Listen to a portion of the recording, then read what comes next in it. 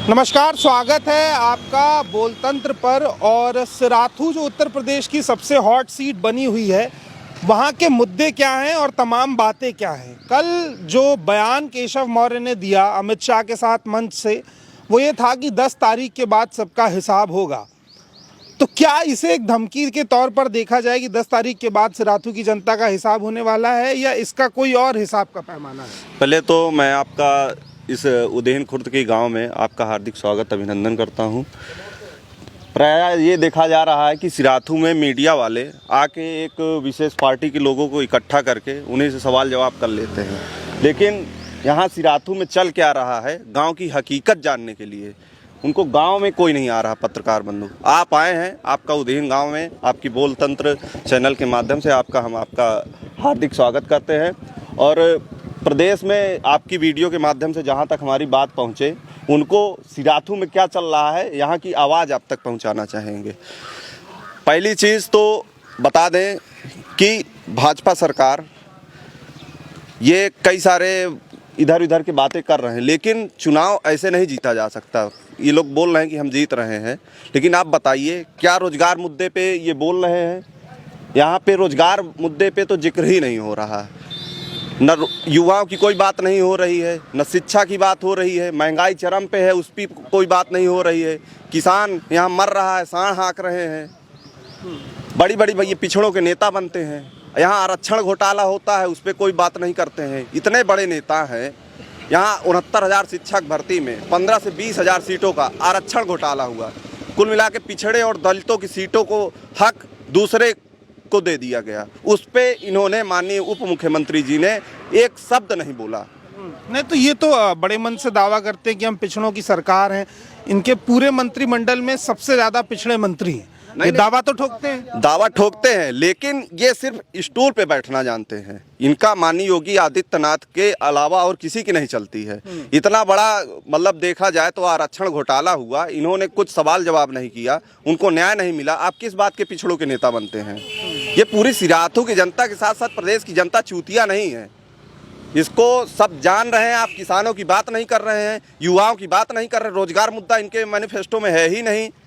आप बताइए किस बात पे हम वोट दें? हम बेरोजगार हैं, लगातार 3 साल से नई प्राथमिक शिक्षक भर्ती की मांग कर रहे हैं। इको गार्डन पे महीनों इतनी कड़ाके की ठंड पे वहाँ पे हम लोग आंदोलनरत थे। इनके मंत्री विधायक इतने तानाशाही हैं, एक शब्द नहीं बोले कि भाई साहब कब भर्ती हम देंगे। कुछ ना कुछ बोलना चाहिए, आश्वासन देना चाहिए। कोई आश्वासन नहीं दे। हम किस मुद्दे पे इनको वोट दें? अच्छा, एक सवाल और कि सिराथू का जो गांव है, यहाँ के गांव की सांड बहुत बड़ी समस्या है। इसके अलावा यहाँ की क्या बड़ी समस्याएं हैं और क्या उन पर कभी बात की है? मान लीजिए वो डिप्टी सीएम है, कई बार समय नहीं मिल पाता होगा, तो क्या भाजपा की तरफ से, सरकार की तरफ से उन सभी समस्याओं के लिए कोई बात करने आता है? देखिए, सांड तो एक बहुत बड़ी समस्या है ही। अब रही कि भाजपा के लोग आते हैं, कोई कुछ नहीं, सब ये हवा हवाई है। ठीक है, पहली चीज़ आप ये बताइए कि यहाँ पे एक तरीके से लोकतांत्रिक देश है। यहाँ पे चुनावों में सत्ता का दुरुपयोग देखा जाता है।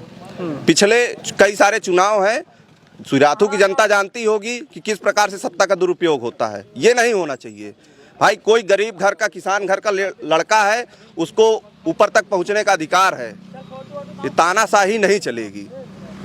ये पूरी सिराथू की जनता देख रही है और इसका जवाब देके अब ज्यादा बड़ी। क्या नाम है आपका? मेरा नाम अखंड प्रताप सिंह है। मैं पेशे से वकील हूँ जी। तो वकील साहब, आप बताइए कि सिराथू की कानून व्यवस्था के कैसे हालात है? हालांकि मैंने देखा यहाँ के एक सीओ है, कमांडिंग ऑफिसर नारायण दत्त उनका नाम है, वो भी धमकी दे रहे हैं कि अभी 144 में अंदर कर दूंगा, यहाँ से तितर बितर हो जाओ। और केशव जी के बेटे का फोन आ रहा है तो कह रहे हैं कोई मामला नहीं है सर, मैं अभी सब ठीक कर देता हूँ।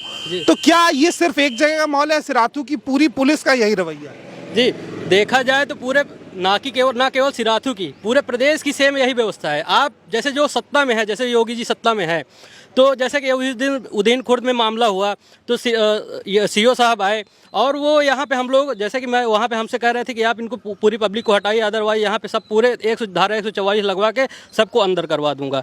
तो वो लोग केवल यहाँ पे, ये लोग ऊपरी लोग कहते हैं कि नहीं शासन व्यवस्था यूपी में बहुत अच्छा है, दूसरी गवर्नमेंट्स के ऊपर ब्लेम लगाते हैं, लेकिन रियलिटी में देखा जाए तो वो सही है नहीं। रियलिटी में इनकी गवर्नमेंट लॉ एंड ऑर्डर पे एकदम से फेल हुई है। ये मेरा वो है। अच्छा, अच्छा, मेरा एक सवाल और है, क्या केशव जी के बेटे किसी संवैधानिक पद पर हैं? जी, केशव जी के बेटे किसी तो समय पुलिस उन्हें कौन सा प्रोटोकॉल फिर क्यों देती है? इसीलिए क्योंकि उनके बेटे उप मुख्यमंत्री के बेटे हैं, इसलिए उनको प्रोटोकॉल दिया जा रहा है कि भाई इतना बड़ा पद है, इसलिए उनको ये दिया जा रहा है कि नहीं भाई उप मुख्यमंत्री जी के बेटे हैं, इसलिए हम उनको सुरक्षा देंगे। उनको ये डर रहता है कहीं ऊपर से हम लोगों को धमकी न मिले। मतलब पुलिस की तनख्वाह जनता की तरफ से जाती है, लेकिन चौकीदारी केशव जी और उनके परिवार की होती है। आपका ही कहना है। जी। और तमाम लोग हैं हमारे साथ, उनके भी तमाम मुद्दे, उनसे बात करें। क्या नाम है दादाजी आपका? हमारा नाम जागेश्वर सिंह। अच्छा, आपकी क्या समस्याएं हैं? अरे समस्याएं तो बहुत हैं। इनके ऊपर 5 सालों के बीच में जो भी आए हैं, समस्या के ऊपर समस्या खड़ी होती गई है। इन्होंने कभी निदान के लिए कभी किसी चीज को सोचा ही नहीं है। ये तो कह रहे हैं गैस देंगे, राशन देंगे, घी तेल दे देंगे। गैस देंगे, लेकिन गैस का रेट का कोई पता नहीं है, उसका मूल्य नहीं है। उसका गैस तो दे दिया, लेकिन उसके मूल्य तो निर्धारित नहीं किया इन्होंने। उनका बढ़ाते चले गए। 500 की गैस, 430 रुपया की गैस आज 1000 रुपए की मिल रही है। सिलेंडर देने से काम नहीं चलेगा, बेरोजगारी हटाने से काम चलेगा। अच्छा, एक सवाल और, यार धान को बिकने की जो समस्याएं कई किसानों ने बताई कि धान नहीं बिक पा रहा है, उसकी क्या वजह है? उसकी वजह यह है कि कमीशन खोरी। अगर उनको कमीशन दो तो तौलवाओ, कमीशन न दो तौलवाई नहीं होगी। धरा है, नंबर 1 का धान पड़ा है, पड़ा रहने दो, सड़ने दो। ये तो सरकारी कोई नीतियां हैं अपने पैसों के लिए। देश का पैसा चचोरना है, हर किसान का पैसा चचोरना है, और इनके पास कोई काम नहीं है, सिर्फ पैसा देख रहे हैं, पैसा। एक और बात एक युवा ने मुझसे कही कि पिछले 4.5 साल के कार्यकाल में केशव मौर्य जी सिराथू आए तो गाड़ी का शीशा कभी डाउन करने की नौबत नहीं आई, लेकिन अब वो सड़क पर हैं, ये सिराथू की जनता की वजह से। ये बात कई बड़े संस्थान और मीडिया संस्थान भी कर रहे हैं कि सिराथू का चुनाव सपा बनाम भाजपा ना होकर के जनता बनाम भाजपा है। यही बड़ी वजह है कि कई गांव से खदेड़ा हो रहा है। ऐसा क्या हुआ कि सिराथू की जनता इतनी नाराज हो गई कि प्रत्याशी को सुनने की बजाय उसको खदेड़ रही है? देखिए, पहली चीज़ तो ये कहेंगे कि हकीकत है ये कि जब से इनको हमने विधायक बना करके यहाँ से भेजा, यहीं उदयन चौराहे पूछ लीजिए, कभी आए हैं इधर दर्शन करने? नहीं आए हैं। अब फिर ऐसे या तो आपके कार्य अच्छे हों कि हम आपको वोट करें, आप रोजगार पे बात नहीं कर रहे हैं, किसानों की बात नहीं कर रहे हैं, महंगाई चरम पे है। अभी ये चुनाव है इसलिए डीजल पेट्रोल थोड़ा कम हो गया है, अभी चुनाव खत्म होगा। मंदिर तो बनवाया ना इन्होंने, वादा किया था कश्मीर से 300 काम को मानते हैं, हम भी वंदे मातरम बोलते हैं, हर एक चीज मानते हैं, लेकिन सिर्फ मंदिर मस्जिद से काम नहीं चलने वाला। हम डीएलएड बीटीसी किए हुए हैं, टेट सीटेट 3-4 बार पास कर चुके हैं। अब रोजगार नहीं आएगा, शिक्षक भर्ती नहीं आएगी तो मंदिर मस्जिद क्या होगा? पुजारी बनी है ना सरकार, तो ये कह रही है। जैसा कि आप बोल रहे हैं कि मंदिर बनी है, एक मिनट, हमारा कॉन्स्टिट्यूशन जैसे देखिए ये पूरा देश कॉन्स्टिट्यूशन से गवर्न होता है। हमारे कॉन्स्टिट्यूशन के प्रियम्बल में लिखा है सेक्युलरिज्म, वो एक वर्ड है जो कि ये योगी जी कहते हैं हम हिंदू हैं। अरे ये कहते हैं हिंदू धर्म खतरे में है, कोई धर्म खतरे में नहीं होता है। इनको इनकी केवल वोट खतरे में होती है। और देखिए नॉर्मल हम लोग जनरल हैं, अभी यहीं पे 4 मुझसे अलग धर्म के खड़े कर दिए, कोई भी व्यक्ति आपस में लड़ाई नहीं करेगा, लेकिन ये लोग ऊपर से बैठ के केवल दावा करते हैं कि नहीं हिंदू धर्म खतरे में है, मुस्लिम धर्म खतरे में है। ये केवल एक वोट बैंक की राजनीति है और कुछ नहीं है। ये लोग विकास। अच्छा, एक बात और आप जैसे पूछे हैं कि केशव जी को यहाँ पे क्यों इतना डिसलाइक किया जा रहा है। जैसा कि आप डेमोक्रेसी में जानते हैं कि जो भी बंदा रिप्रेजेंट होके आता है वो पूरे समाज का ध्यान रखता है। केशव जी एक भी बार सिराथू में नहीं आए रिप्रेजेंट होने के बाद भी। जैसा कि हम यहाँ पे जो एक मुद्दा एक नाम होता है presidentialization of parliamentary form of government. जैसा कि ये यहाँ पे बीजेपी के जितने भी लोग हैं केवल मोदी जी के नाम पे वोट मांगते हैं, ना कि केवल अपने काम के नाम पे वोट मांगते हैं। इसको बोलते हैं presidentialization of parliament form of government. तो ये मुद्दा होता है। देखिए मोदी जी की तो अपना प्रधानमंत्री बैठे हैं, हम उनके नाम पे क्यों वोट ले रहे हैं?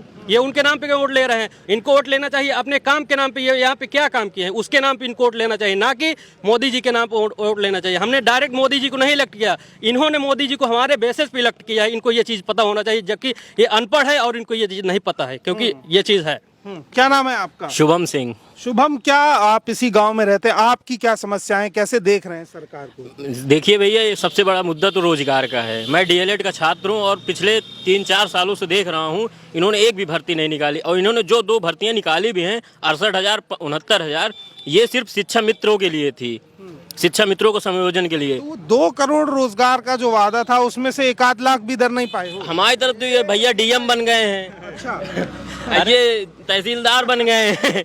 आप कैसी बात कर रहे हैं? यहाँ कोई एक बंदा नहीं है जिसको रोजगार मिला हो। अगर पकौड़े तलने को रोजगार कहते हैं तो ये रोजगार नहीं हुआ। सही बात है। तो सिराथू के युवा हो या किसान हो, उनका सवाल यही है कि जिस मसले पर वोट मांगा जा रहा है वो वादा तो कम से कम पूरा होना चाहिए। ना 2 करोड़ रोजगार में से रोजगार की बात हुई है, ना खेतों से किसानों की जो फसल चर रहे हैं सांड, ना उसकी बात हुई है। कह रहा आपका क्या नाम है बताइए? विनय सिंह नाम है, डीएलएड छात्र हूँ। हमारे गांव में एक यादव को सांड मार दिया, समझ लीजिए जांग पूरी फट गई है, 15 का टाँके लगे हैं, सर फट गया है। कोई पूछने आया? वैसे तो वोट मांगने आते हैं, आए उस दिन योगेश मौर्य जी आए थे, बगल में आए थे, सुने होंगे, पूछे कोई। योगेश मौर्य जी कौन है, मैं ये जानना चाह रहा हूँ। 100 प्रसाद मौर्य जी के बेटे हैं। तो उनका क्या हक बनता है कि वो आके सुने और समस्या का समाधान करे? क्या वो किसी प्रचार अच्छा काहे लिए कर रहे हैं? अच्छा, वो प्रचार कर रहे हैं। उस दिन आए यहाँ गुंडाई भी कर रहे थे, धमकी दे गए हैं। आज पेपर में देख लीजिए, उदयन कुर्द का नाम दिए हैं। ये गुंडाई नहीं है, गुंडाई करते हैं, गुंडाई से वोट कोई देगा? प्यार से कोई मांगता? और उस दिन आए थे यहाँ गुंडाई करके गए, वोट कोई देगा?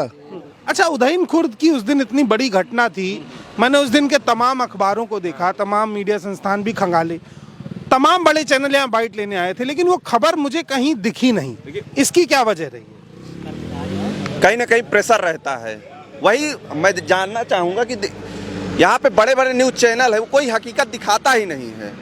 एक व्यक्ति विशेष पार्टी को बुला लेंगे, भैया किसकी सरकार बन रही, वो कहेंगे इसकी बन रही, उनसे पूछेंगे किसकी सरकार बन रही, वो भी बताएंगे इसकी बन रही है। नहीं, ये तो खैर ये प्रचार होता पूरे पन्ने में देते हैं।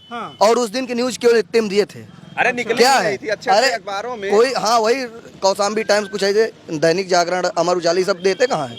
इतनी बड़ी पूरा इन लोगों का प्रचार पूरे पन्ने में वो होता तो फ्रंट पेज पे मोदी जी आते हैं, कहा जाता है वो शेर पाले हैं तो 100-200 में डीजल पेट्रोल है। शेर पाले हैं तो ऐसे गली गली नहीं कोई घूमता, गली गली लोकतंत्र में एक मिनट, लोकतंत्र में कोई भी व्यक्ति शेर नहीं होता है। हर बंदे के पास अपना अधिकार होता है, हर बंदे के पास अपनी ड्यूटी होती है।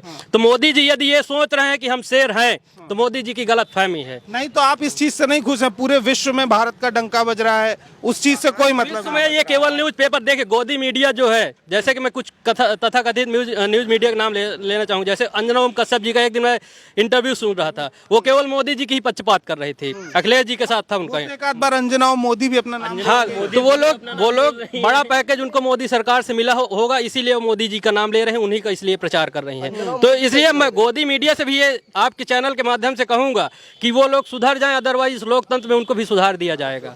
और आपके चैनल के माध्यम से भाजपा वाले भी तमाम वीडियो देखेंगे, आपका चैनल दिखा रहा है, ये अच्छी बात है। तो उनसे कहेंगे भैया रोजगार मुद्दे पे कुछ बोलिए। आपका विपक्ष जो है हर एक जगह जा करके शिक्षा मित्र, 69,000 बीटीसी, डीएलएड सभी की बात उठा रहा है। लेकिन आप भी मान्यवर, अगर आपको अपने आप को सत्ता में लाना चाहते हैं तो निवेदन करेंगे कि रोजगार मुद्दे पे कुछ बोलें, तभी कुछ कल्याण होगा।